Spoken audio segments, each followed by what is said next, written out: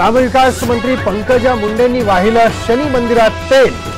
आष्टी तालुक्यातील धामणगावकडे जाताना शनेश्वराचं घेतलं दर्शन।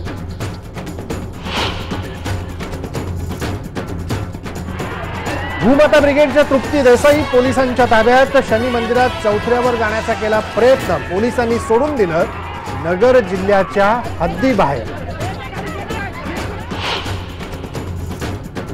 बालिका वधूमधली अभिनेत्री प्रत्युषा बॅनर्जीच्या आत्महत्येप्रकरणी बॉयफ्रेंड राहुल सिंग पोलिसांच्या ताब्यात। पैशांच्या वादातून आत्महत्या केल्याची चर्चा।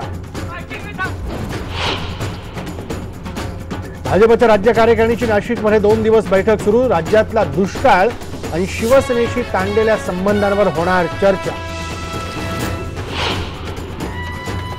सांगलीत शरद पवारांची सरकारवर आज पाखड। दुष्काळाबाबत सरकार गंभीर नाही, प्रसंगी संघर्षाची भूमिका ठेवा, जनतेला केलं आवाहन। पुणे पिंपरी चिंचवडच्या वसतिगृहात राहणाऱ्या विद्यार्थ्यांवर उपासमारीची वेळ। समाज कल्याण विभागाकडून चालवल्या जाणाऱ्या वसतिगृहातल्या खानावळी पडल्या बंद।